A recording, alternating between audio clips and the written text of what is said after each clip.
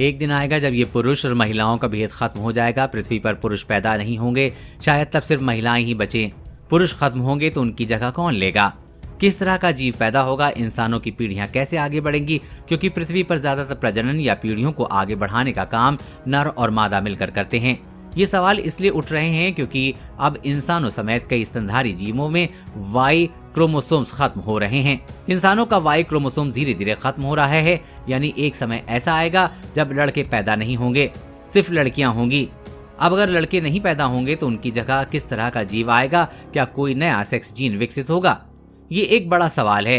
हाल ही में proceeding of the national academy of science journal में इस विषय पर एक रिसर्च पेपर छपा है, जिसमें नरों को पैदा करने वाले जीन्स के खत्म होने पर स्टडी की गई है। पहले ये समझ लेते हैं कि वाई क्रोमोसोम्स इंसानी लिंग को कैसे तय करता है, यानी कैसे पैदा होते हैं लड़के और लड़कियां। इंसानों और कई अन्य स्तनधारी जीवों में मादाओं के पास 2 एक्स क्रोमोसोम होते हैं, जबकि नरों के पास एक एक्स और दूसरा छोटा क्रोमोसोम वाई। इसका नाम इनके आकार को परिभाषित नहीं करता, लेकिन एक्स में 900 जीन्स होते हैं जो ऐसे काम करते हैं जिनका लिंग निर्धारण में कोई मतलब नहीं है, यानी ये लड़का या लड़की तय नहीं करते। वाई क्रोमोसोम्स में करीब 55 जीन्स होते हैं। इनके अलावा कई नॉन कोडिंग डीएनए भी। वाई क्रोमोसोम भले ही आकार में एक्स से छोटा होता हो, उसके पास जीन कम हो, लेकिन ये तय करता है कि भ्रूण में विकसित होने वाला बच्चा लड़का पैदा होगा या लड़की। आमतौर पर जब गर्भधारण के 12 हफ्ते बीत जाते हैं तब मास्टर सेक्स जीन बाकी जीन्स पर निर्देश देता है कि अब तुम नर टेस्टिंग का निर्माण करो। भ्रूण में बनने वाला टेस्टिंग ही नर हार्मोन्स को निकालता है, जिसकी वजह से लड़का पैदा होता है। मास्टर सेक्स जीन को SRY के तौर पर जाना जाता है। ज्यादातर स्तनधारियों में इंसानों की तरह ही एक्स और वाई क्रोमोसोम्स होते हैं। सबके एक्स के पास ढेर सारे जीन्स होते हैं, लेकिन वाई के पास होता है ताकतवर SRY+ की सुविधा। ऑस्ट्रेलिया के प्लेटीव्स में सामान्य जीन होता है XY, जैसे इंसानों का XX होता है। प्लेटीव्स में X और Y एक सामान्य होते हैं। इसका मतलब स्तनधारियों में XY सामान्य नहीं होता।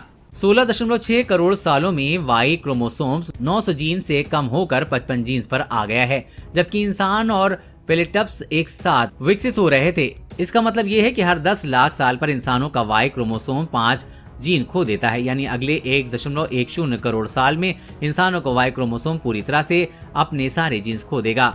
बस यही अंत हो जाएगा पुरुषों के पैदा होने का। लेकिन सवाल ये उठता है कि अगर धरती पर पुरुष बचते हैं तो क्या उनके लिए कोई नया जीन बनेगा? चूहों की 2 प्रजातियों से वाई क्रोमोसोम्स खत्म हो चुका है, लेकिन ये चूहे सरवाइव कर रहे हैं। पूर्वी यूरोप के मोलवेल्स और जापान के स्पाइनी रैट्स, इनके शरीर में वाई और XY क्रोमोसोम खत्म हो चुके हैं, लेकिन दोनों ही लिंग में यानी कि नर और मादा में XX क्रोमोसोम देखने को मिल रहे हैं। वैज्ञानिकों को ये समझ नहीं आ रहा है कि ऐसा क्यों हो रहा है। हालांकि स्टडी चल रही है, इन दोनों चूहों में SRY जीन नहीं है। वाई क्रोमोसोम्स के खत्म होने की वजह से पुरुषों के खत्म होने पर सवाल उठ रहा है। दुनिया में कुछ छिपकलियां और सांपों की प्रजातियां ऐसी हैं जहां पर सिर्फ मादाएं हैं। ये खुद से ही प्रजनन करके पीढ़ियों को आगे बढ़ा रही हैं। इसे पार्थेनोजेनेसिस कहते हैं, लेकिन ये इंसानों और स्तनधारियों में संभव नहीं है।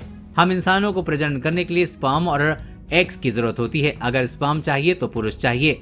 वाई क्रोमोसोम्स अगर खत्म हो जाएंगे तो इंसानों की प्रजाति को नष्ट होने में समय नहीं लगेगा, लेकिन एक संभावना ये दिख रही है कि वाई की जगह कोई और क्रोमोसोम विकसित हो जाए जो ये काम करे, लेकिन इस पर फिलहाल कुछ भी कह पाना वैज्ञानिकों के लिए संभव नहीं है। देश और दुनिया की हर अपडेट पाने के लिए चैनल को सब्सक्राइब करें।